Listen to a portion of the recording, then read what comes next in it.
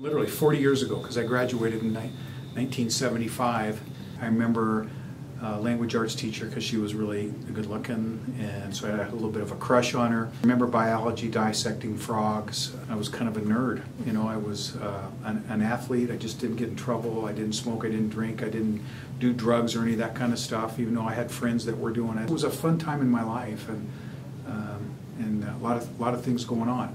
However, I don't remember a lot of what I learned in that, which is, I think, one of the issues that we're trying to deal with at Castle. We're trying to make learning more meaningful for the students. I don't know a counselor's name from high school. I don't know a dean of students' name. I didn't get to know those people very well, but I did get to know Mr. Musiano, the principal. You know, his signature is on my diploma right behind me. And John was one of those guys. He was a strong Italian and somebody that commanded respect, not demanded it, but commanded it from the standpoint of just how he carried himself. He was very dignified. He was real dedicated to education and really worked hard to support teachers and support students. When I was at Fountain Fort Carson, that school district emphasized test scores, test scores, test scores, and I was not in complete agreement with how they approach that. I don't believe just studying for a test prepares you for the future.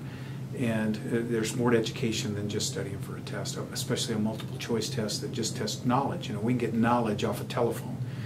You probably have more power in your back pocket than they did in the computer rooms that sent a man to the moon. I chose CV because this was a school talking about how to make education meaningful for students, and they're doing that well before I got here. The school's 10 years old. There was an 11th year which they planned the school, and they were having great conversations about how to transform education. We've got lots of good ideas. You know, we've got the academies, we've got advisement, we have an inclusive model here. We let all kids take whatever class they want. We've got an internship program. You've got Mosaic.